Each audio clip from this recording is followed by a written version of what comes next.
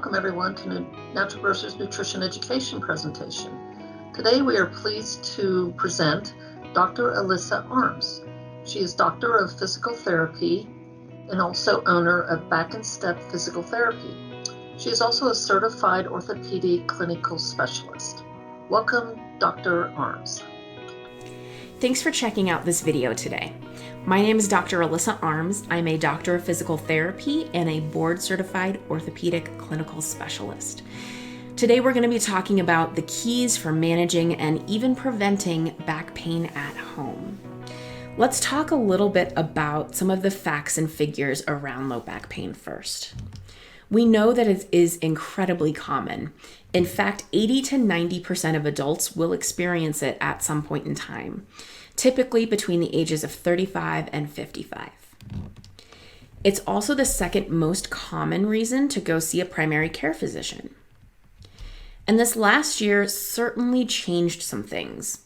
We're seeing that some people who never experienced back pain before now are, or people who have a history of back pain maybe are experiencing it more often, their flare-ups are bigger, they're having different kinds of pain than they did before, and that's related to a variety of different ideas.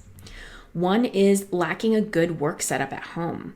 You may have been sent home with a computer and the only place you had to work was at your dining room table or lying on the couch or sitting on the couch. Maybe as the year went on, you purchased some things or your company purchased some things for you to be able to have a better setup and be able to have dedicated workspace. But if you didn't have that opportunity, working in some of these different setups and positions might not have done your body any favors. We also spent less time moving around.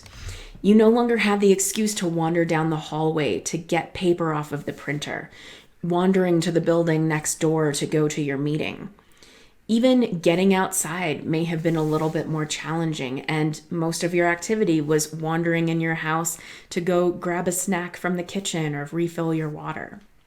We also had challenges participating in normal activities. A lot of things were shut down for a while or had more restrictions, limits on how many people could participate, or only outdoor options. And if the weather wasn't great, then there goes your opportunity to get out and move. It also was harder to get into the gym. A lot of them were shut down or again with more restrictions around them. And then there were fewer opportunities to go get help. Maybe it was harder to go see your primary care physician, your physical therapist, chiropractor, massage therapist, acupuncturist, lots of different people that you might normally see when you're having body aches and pains. Maybe they weren't as available, maybe they were shut down for a while, or maybe you were worried about going into some of these healthcare settings. And then, of course, increased stress plays a huge role.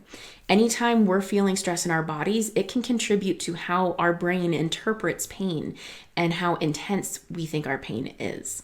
So between all of these different things, there are a lot of different ways that could have impacted how our bodies have been functioning and feeling and creating some of this back pain that you're experiencing.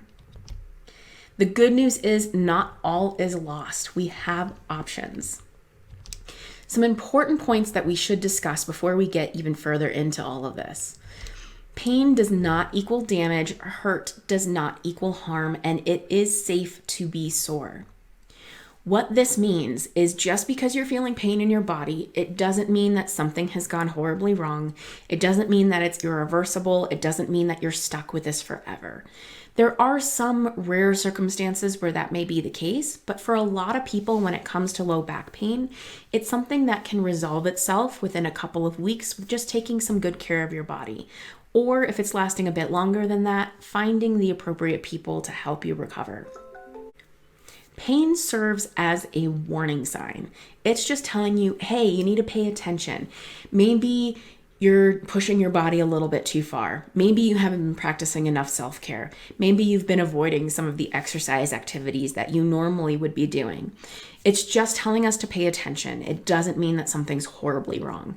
And that's reassuring to know. Also, motion is lotion and movement is medicine. Our bodies are meant to move. And that means that whether it's exercise, walking, or even getting up and wandering around the house periodically, our body is going to be happier with that than just staying and sitting or lying down all the time. In fact, we find that when someone is having back pain, it typically gets worse if they're spending a lot of time in bed.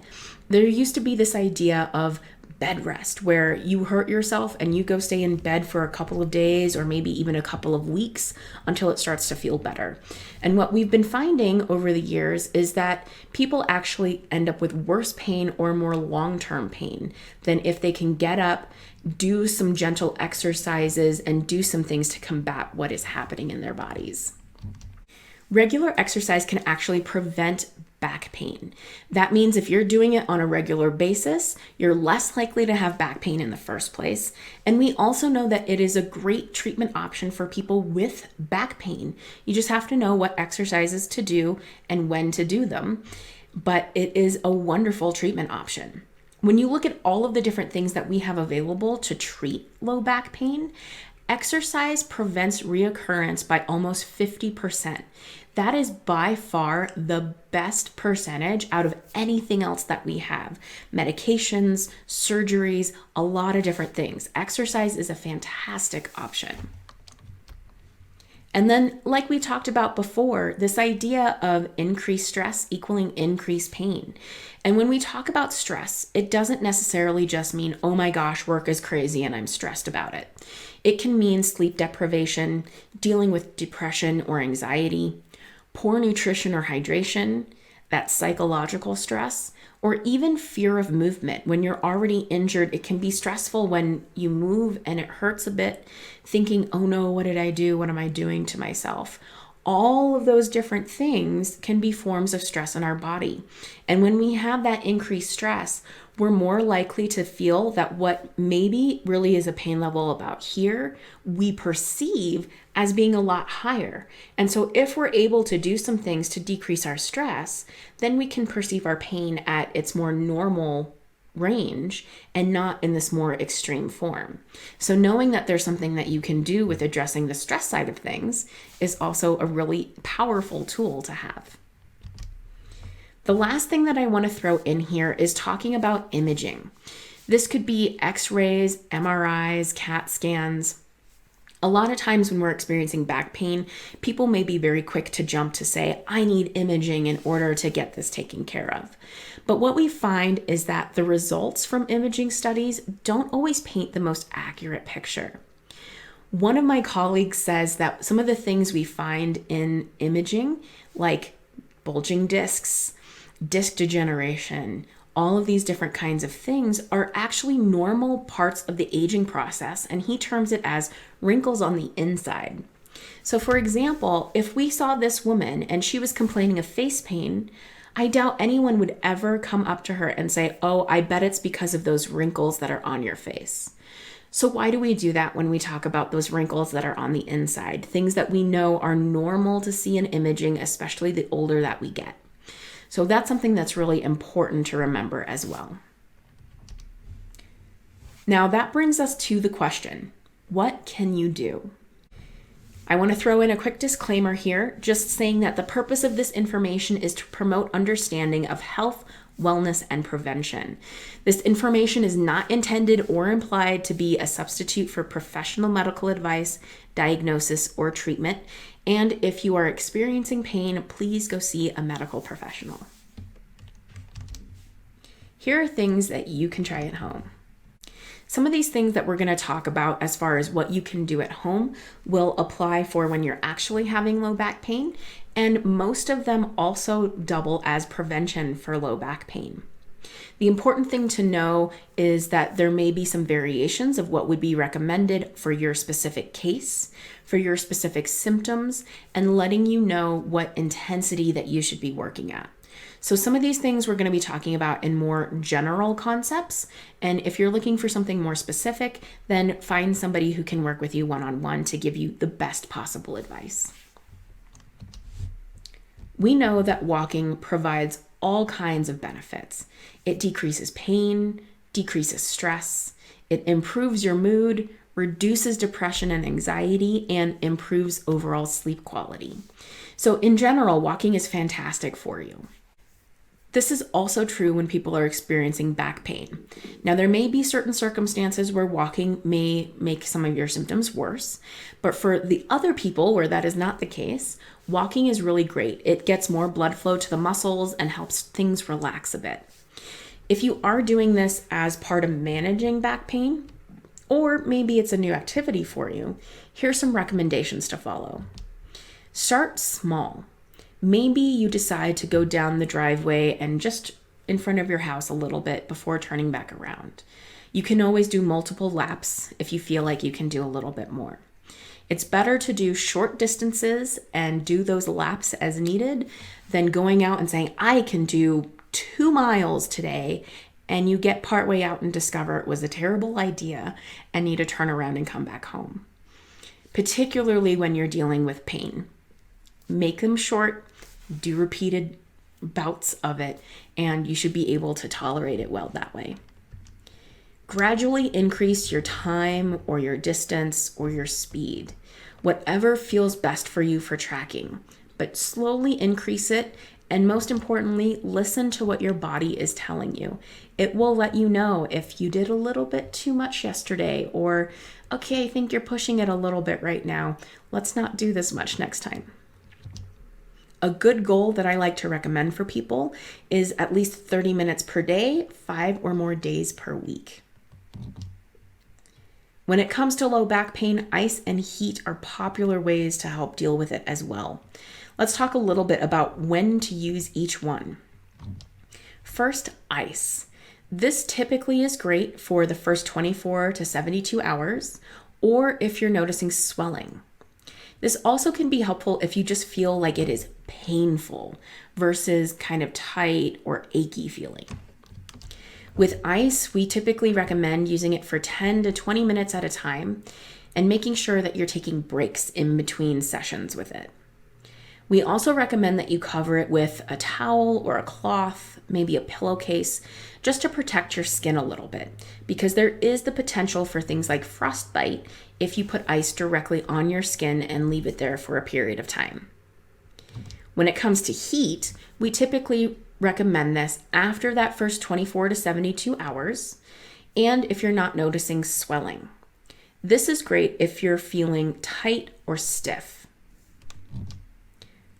With this, moist or dry heat can be used. If you're not familiar with this idea of moist heat, there are certain things like hot packs that you can get even from stores like Walgreens or CVS where they are meant for moist heat. They have a special covering that you can get damp, and the idea is that moist heat can help the heat penetrate a little bit better into the tissue. With that being said, make sure that whatever you're using for heating is meant for moist heat. Do not use something that is not meant for that, because you may have some other problems that we don't want happening. With heat, we also want to consider 10 to 20 minutes and taking breaks periodically. Some warnings for using ice and heat. If you're dealing with wounds, things like dermatitis, if you have diabetes or loss of sensation, these might not be good options for you just from a safety perspective for your skin. There may be some guidelines for you specifically that a healthcare provider can give you. Otherwise, definitely be cautious of using ice or heat if any of these apply to you. Exercise. Now, we talked about how exercise is fantastic for us and how our bodies are meant to move. This concept of motion is lotion. Strengthening is one of the best things that we can do for ourselves when it comes to back pain as well. We particularly find a lot of benefit from doing core exercises and hip and leg exercises. First muscle group that I want to talk about is this one called the transverse abdominis. This is the deepest muscle of our core, and it basically runs from our rib cage down to the top of our pelvis and goes from the very center of our body, wrapping all the way around to connective tissue that's in our low back area. When this muscle is nice and tight and working the way that it's supposed to, it's sort of like wearing a back brace or a corset. When this muscle is nice and strong and working in the way that it's supposed to, it's kind of like having a built-in back brace or corset. It's there to provide us stability and help keep everything nice and controlled with movement. When it comes to core exercises, we also want to think about two specific categories. There are stabilization exercises, helping us stay in a particular place. Say, for example, you go to lift something that's really heavy that you can only lift on one side. These muscles work for stability purposes to help us hold ourselves nice and strong and not feel like we can only bend over because of that weight. Then there's the mobility side of everything. Our bodies are meant to move and twist, especially with different activities. Even with something as simple as walking, we naturally need to have a little bit of twisting in our body. And our core muscles and other muscles need to be used to that idea too, providing us with good movement. So when we're talking about core training, whether it's for the prevention side or managing low back pain, we want to make sure that we're working on both parts of core exercises, stabilization and mobility.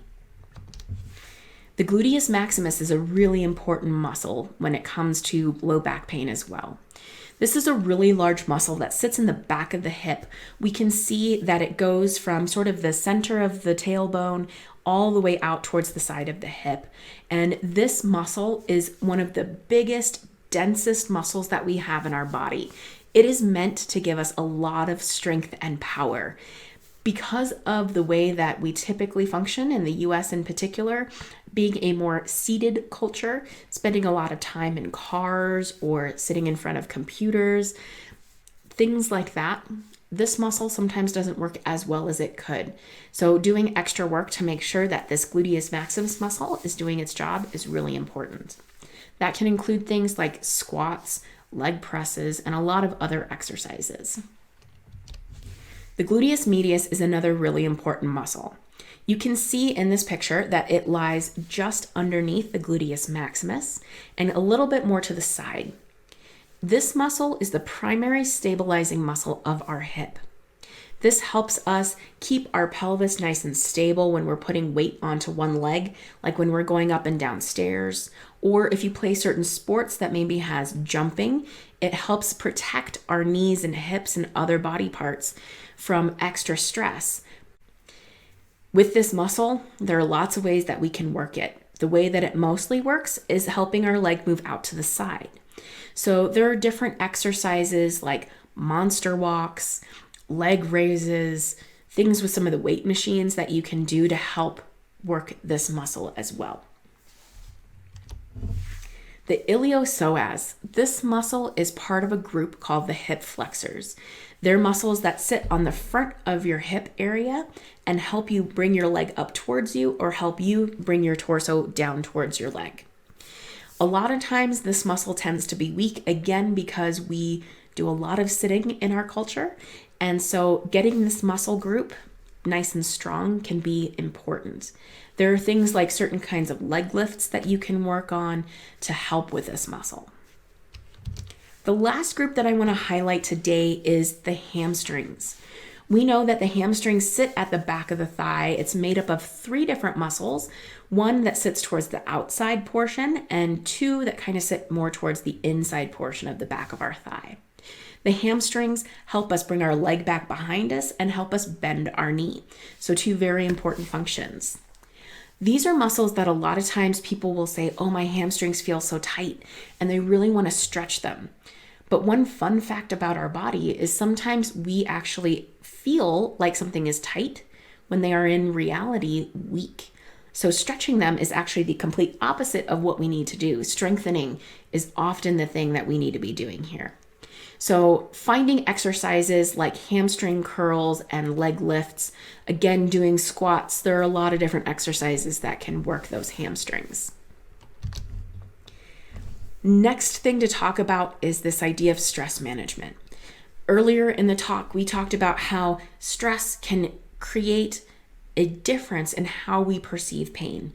Instead of feeling like our pain is actually here, we feel like it's up here because of that added stress in our system. So by doing stress management, we can bring that down to where our pain level actually is instead of where our body is perceiving it. The most important thing here is finding what feels right for you.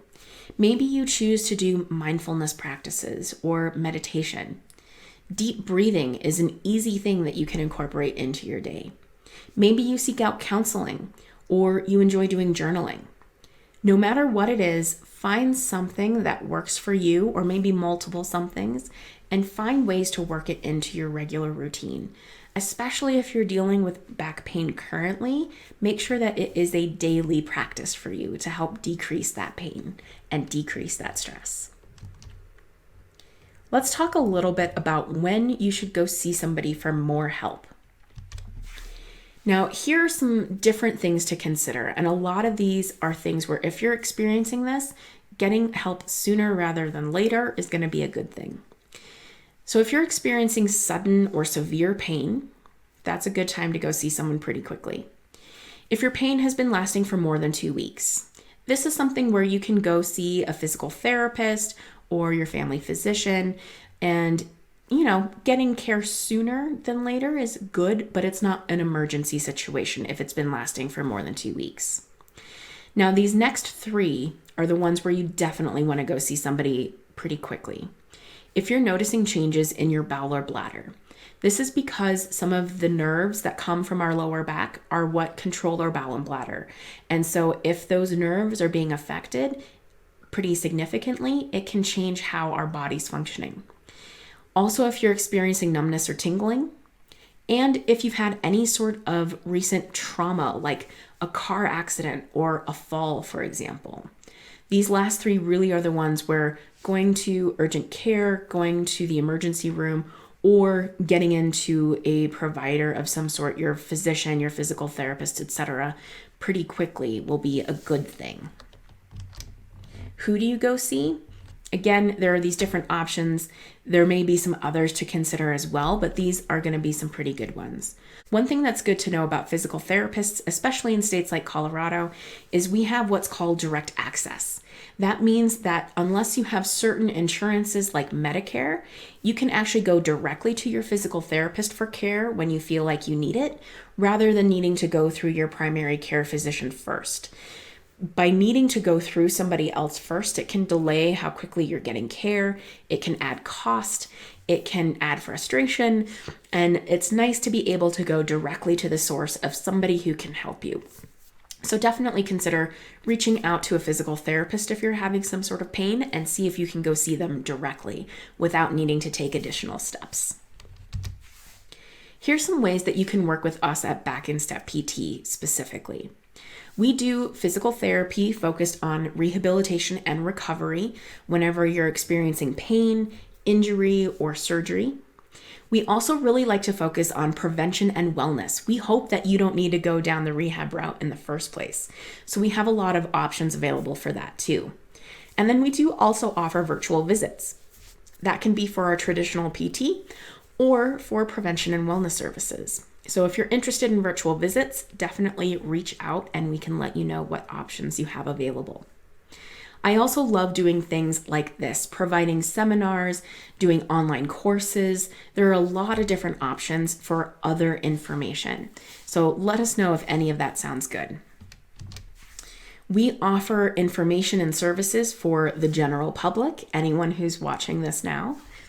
We also have a special focus in dance medicine. I myself have been a dancer since I was 3 years old, and so this is an area that I love to work in, working with dancers of all ages, styles, and skill levels. And then lastly, we also focus on corporate wellness. This means doing prevention and wellness services on the front end, or working with patients who have unfortunately suffered an injury and now are part of the workers' compensation system. So we'll work with that entire spectrum within the corporate world. In order to find more information or get in contact with us, you can go to our website, www.backinsteppt.com, email us at info@backinsteppt.com, or we've got our phone number down here. And then last, we are all over social media. We're really active on Facebook and Instagram, posting almost every day, and then constantly posting ideas, including lots of exercise ideas on our YouTube channel. So make sure that you go and check all of those out. Hopefully you've learned a lot from this presentation, and we look forward to hearing from you and working with you in the future. Thank you, Dr. Arms, and thank you everyone for joining. Please be sure to like and subscribe to our channel for more videos and presentations.